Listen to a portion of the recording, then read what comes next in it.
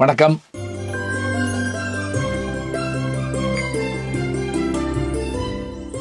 நம்முடைய ஜீஞான சம்பந்தன் யூடியூப் சேனலில் 1001 இரவு அரபு கதைகள் தொடர்ந்து சொல்லிக்கிட்டு வர்றோம்.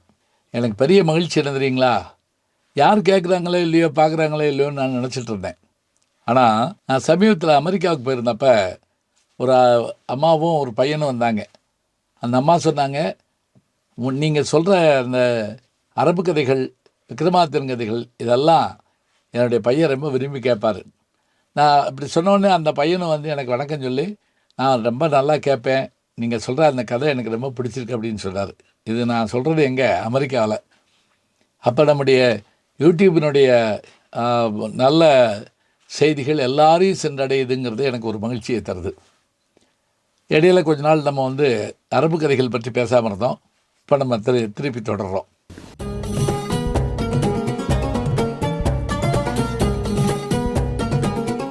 நான் அதுக்கு வழக்கமாக முன்னூறு சொல்கிற மாதிரி, ஒரு மன்னன் பெண்கள் மீது கொண்ட கோபத்தினால ஒவ்வொரு நாளும் திருமணம் பண்ணி ஒரு நாள் அவங்களோட இருந்துட்டு மறுநாள் காலையில் அவங்க தலையை வெட்டிடுவான்.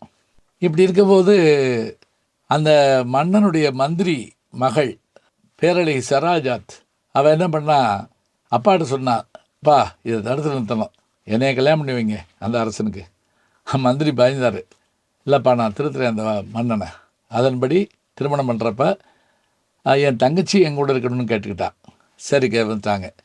இப்போ முதல் நாள் இரவு அவள் என்ன சொன்னா மன்னன்ட்ட, மன்னா எப்படி நான் காலையில் இறக்க போகிறேன், அதுக்குள்ளே நான் உங்களுக்கு ஒரு கதை சொல்லிட்டு வாங்குறான். சொல்லிக்கிட்டே வர்றா. விடிய போது கதை முடியலை. மன்னனுக்கு ஆர்வம் தாங்கலை. சரி நீ கதையை சொல்லு. இல்லையே நீங்கள் என்னை கொல்லணுமே. இல்லை அதில் கொல்ல மாட்டேன், நீ கதையை சொல்லு. அப்படி சொல்ல ஆரம்பித்த கதைகள் தாங்க. அதில் நம்ம வரிசையாக பல கதைகளை பார்த்தோம். இப்போ நம்ம பார்க்க போகிறது சிந்துபாத்தின் பயணங்கள் பற்றிய கதையை பார்க்குறோம். நீங்கள் தினத்தந்தியில் கூட பார்த்துருப்பீங்க, சிந்துபாத்தும் லைலாவும் அநேகமாக 3 தலைமுறையாக வந்துக்கிட்டே இருந்தது. இப்போவும் கூட வருதுன்னு நான் நினைக்கிறேன். சிந்துபாத் படமாக வந்திருக்குது.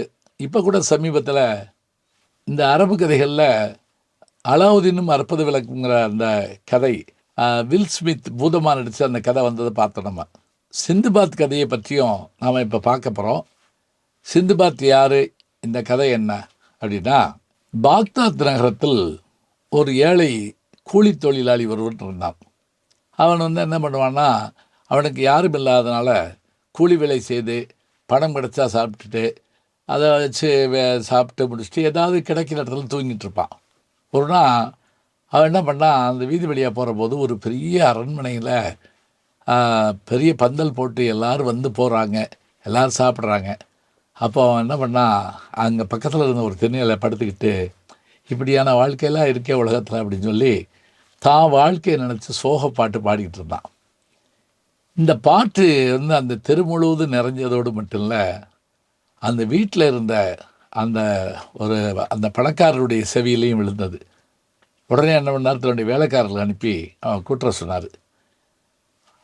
அவங்க வந்து கூப்பிட்டு போன உடனே, நீ யாரப்பா என்னன்னு கேட்டார் அவர், இந்த பணக்காரர்.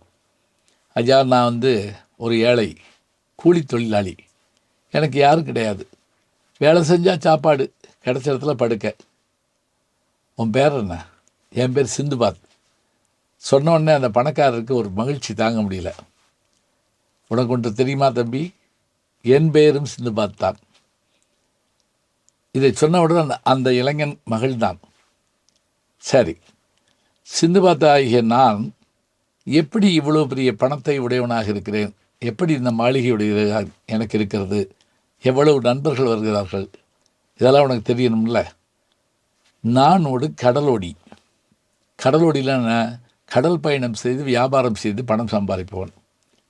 அதன்படி நான் சம்பாதித்த பணத்தின் மூலமாக நான் என்ன செய்கிறேன் என்றால், 7 நாட்களுக்கு இந்த விழாவை கொண்டாடுகிறேன். என் பயண நாட்களையும் கதையாக சொல்லப்போகிறேன். இன்றைக்கு என் முதல் நாள் பயணத்தை பற்றி உங்களுக்கு சொல்லுகிறேன், கேளுங்கள். நீ அமர்ந்து கேள் என்று சொல்லிவிட்டு அவனுக்கு உணவு தர சொல்லிவிட்டு தன் கதையை தொடங்குகிறார். இந்த செல்வந்தராகிய சிந்துபாத் தன் கதையை சொல்லத் தொடங்கினார். என்னுடைய தந்தை ஒரு பெரிய தனவந்தர், பணக்காரர்.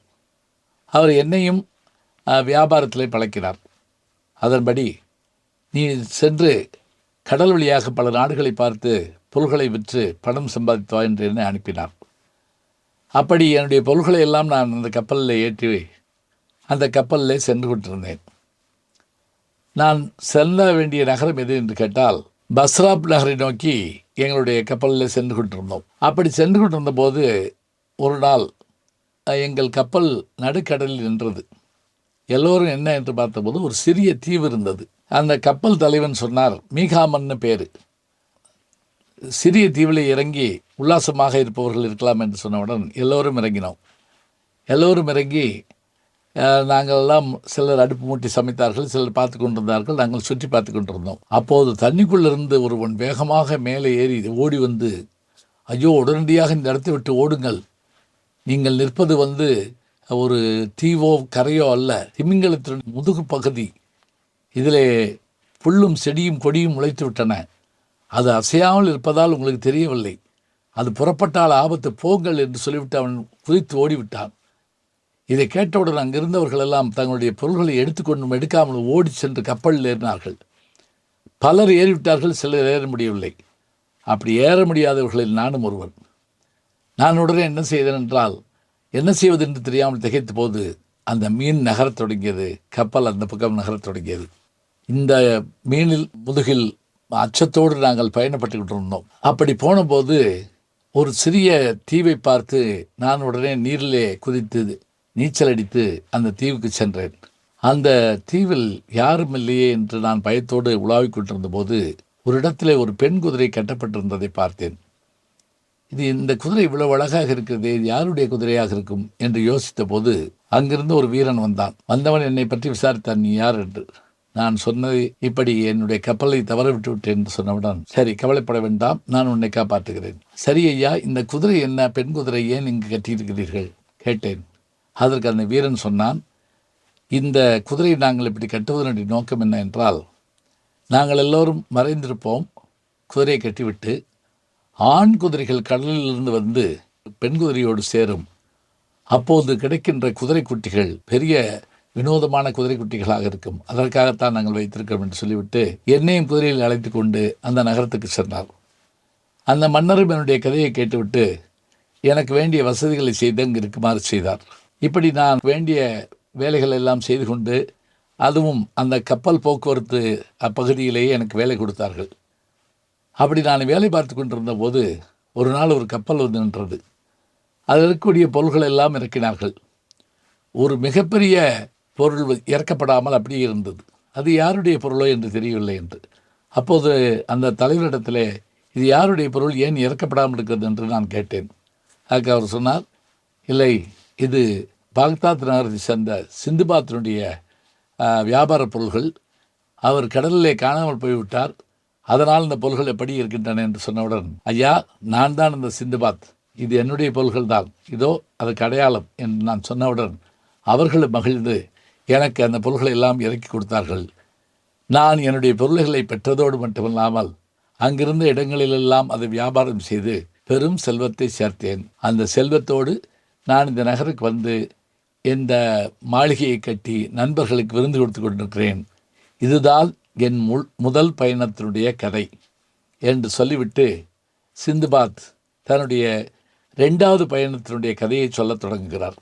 பாருங்கள், முதல் பயணத்தில் ஒரு மீனே தீவு அளவு நின்றதும், ஒரு பெண் குதிரையோடு இணைவதற்கு கடலில் இருந்து குதிரைகள் வருவதும், தன்னுடைய பொருள் தனக்கே வந்து சேருவதுமான அபூர்வமான கதையை சிந்துபாத் சொல்ல கேட்டு அங்கிருந்தவர்கள் எல்லாம் வியப்பில் ஆழ்ந்தார்கள்.